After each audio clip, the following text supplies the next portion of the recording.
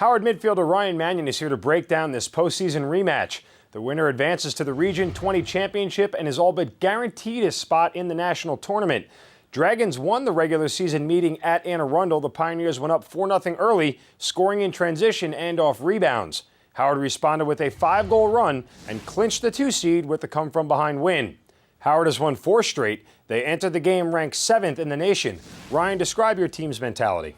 We were emotionally ready, physically ready, and we were ready to dominate. We banded together before the season started, dating back to summer ball. Because of that, we established team unity. We had each other's backs, and we didn't let anyone slip out of place. The Pioneers entered the game ranked 4th in the national poll. All-Americans Sean Floundlacker and Timothy Brown anchor one of the nation's best defenses.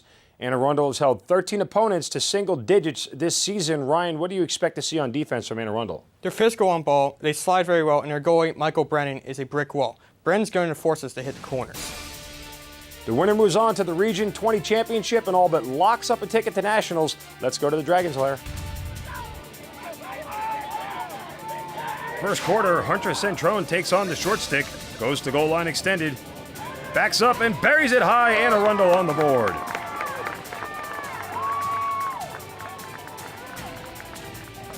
Once again, here's Citrone storming into the box. Dodges, feeds it in front to Reese Sullivan for the quick stick, and it's 2-0 Pioneers. Number 3 in black is winning the matchup against our short sticks. He's on fire early. We're trying to lock him off. Carson Becken catches Citrone in stride. He's all alone. 3-0 Anne Arundel. Tom Kloss inverts, attacks the cage low side, gets double teamed. Not much you can do about that. Pioneers getting it done on the defensive end. Down 4-0, Howard looks to get going. Anne Arundel puts the pole on Matt Gray. Passes to Matt Morton. Logan Harthman breaks it up. Pioneers are sliding early, getting their sticks in the air and clogging the passing lanes. Quick stick on the doorstep. Ryan Robinson with the assist. Nathan Neal on the finish. 5-0 Anne Arundel. Pioneers defense pitching a shutout in the first 20 minutes. Brock went up top to Morton. Over to Gray. Robinson gets the pull on him, lands the trail check. Another defensive stand for Anne Arundel. 2 minutes to the half. Cody Martin dodges, loses his man. Overhand release, and he scores! Great swim move, well-placed shot in the opposite corner. Cody is a great player, one of our best threats on offense. Dragons shut out Anne Arundel in the second quarter. Momentum is swinging Howard's way. Second half, 5-3 Anne Arundel. James Dickey picked up by Klotz. Klotz lets him know he's there. Dickey to Sullivan, dropped by Morton. 3 Dragons are on the ground ball. Morton wins it. Here comes Howard in transition. Ricky Dubois to Glenn Lucas, off the pipe. All-American Timothy Brown wins the ground ball for Anne Arundel. Other end of the field, Patrick Cavanaugh makes him pay. A 2-goal swing for Anne Arundel. Cavanaugh threads the needle right through the gap. Fourth quarter, 6-3 Anne Arundel. Anthony Pagnotta won the faceoff for Howard, but an unforced error gives it right back to Anne Arundel. Thomas Cavanaugh secures the possession, finds Robinson wide open on the run. Robinson into the box, lets it fly, and finds the back of the net. 15 yards out, that shot should have been saved. You gotta see that ball coming. Howard has 13 minutes to erase a 4-goal deficit. Zach McElroy makes a play on defense. Watch him box out number 10 in black and let Jerron get the ground ball. Zach is the most consistent person on the team. On the other end, Brock Wendt lowers his shoulder, improves his angle, and fires a haymaker. With defenders draped all over him, Wendt comes up big. Ensuing faceoff, Anthony Pagnotta wins it for Howard. He's won 11 of 14 faceoffs, but an unforced error gives it right back to Anne Arundel. We have been throwing the ball away all season. 10 minutes, 7-4 Pioneers. Edward Hartle up against Jerron Brooks. Jerron does a good job taking away top side. Lucky ground ball off the deflection off Ricky. On the other end, Wendt passes to Morton behind the cage. He moves it to Martin. Another unforced error for the Dragons. Pardo guarded by Glenn Lucas. Lucas gets a stick on him and forces the turnover. Timely stop from the Glen Elk High School grad. Went up top to Glotz. Anne Arundel sends Brown at him. Ball's loose. Floundlacker emerges with the ground ball. 4 minutes, Anne Arundel's man-up offense on the field. They move it to Neal. Denied by Andrew Cilio, and he vacates the crease to get the rebound. The man-down defensive stand keeps Howard alive. 3 minutes, Howard down by 3. Martin gets above goal line extended. Long pole, Logan Harthman is all over him. Martin, high to low. Michael Brennan with the save. That's his 12th of the game. Final minute. Dubois pressures the ball.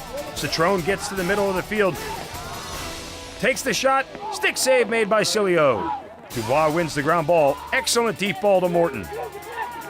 Morton to Cody Martin. He's one-on-one with the keeper. Martin puts it away. We know how to transition the ball very well. Cody gets behind the defense for an easy goal. 20 seconds on the clock. Face-off violation goes against Arundel. Pagnotta, ahead to Gray, looks inside, pulls back and moves it to Morton. Morton feeds. Dan Kaplan with the quick stick. With 14 seconds on the clock, Howard has a chance to force overtime. Biggest face-off of the year, Pagnotta versus Flounlacker. Pagnotta wins it cleanly. Anthony is the best face-off man in the nation. He brings it back, lets Klutz on the wing to pick it up. Howard calls a timeout with 10 seconds remaining. Matt Morton, he has 2 assists in the last 50 seconds. He's guarded by Brown. Morton draws the slide, feeds it up top, but he can't connect with Wendt. He tried to get it to Dan or Cody to find a hole in the goal. Matt swept across top side, looking for Tom and Brock, but the ball gets away. And Arundel ends Howard's season. Welcome back to Dragon Sports Radio. I'm Louis Garcia, along with Dragons lacrosse coach Eric Faust. Welcome, Coach. Thank you, Louis. Coach, what did you say to the team after that loss?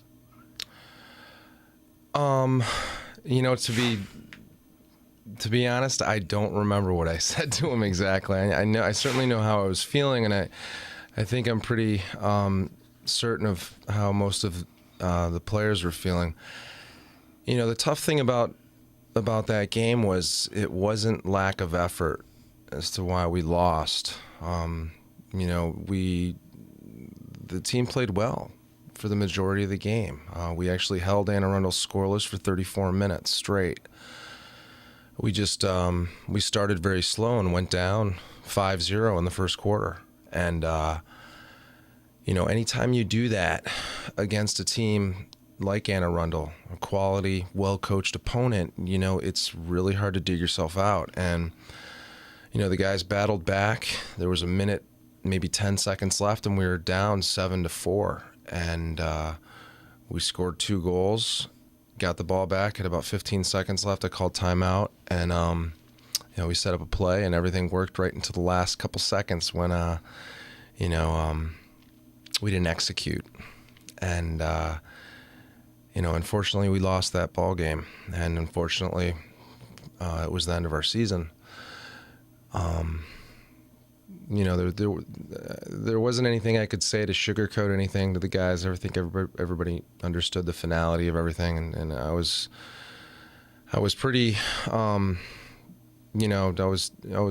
was tough because a lot of these guys that are leaving HCC and moving on to 4-year schools, I have very close and tight relationships with. So unfortunately, I won't be able to coach them ever again unless it's like old man league and.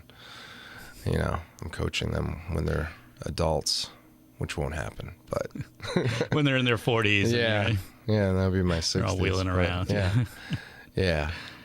So what are your plans now for the off season? Recruiting. I actually started a couple days after we lost in that game. I've been up to Canada, Michigan, into Ohio. And then for the majority of this summer, I'll be in this area in Maryland at club tournaments.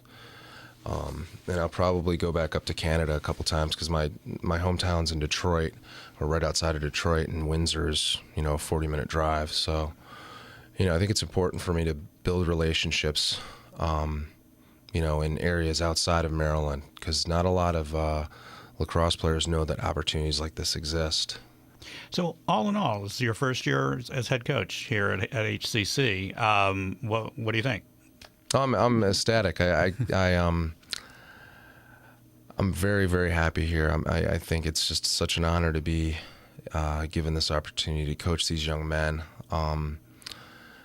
This is a great school, and I love that I have the chance to really play a big role in a lot of these guys' lives. I can help, facilitate communication with other colleges and other coaches, and then, hopefully these guys will continue to love and play the game and give back to the game one day.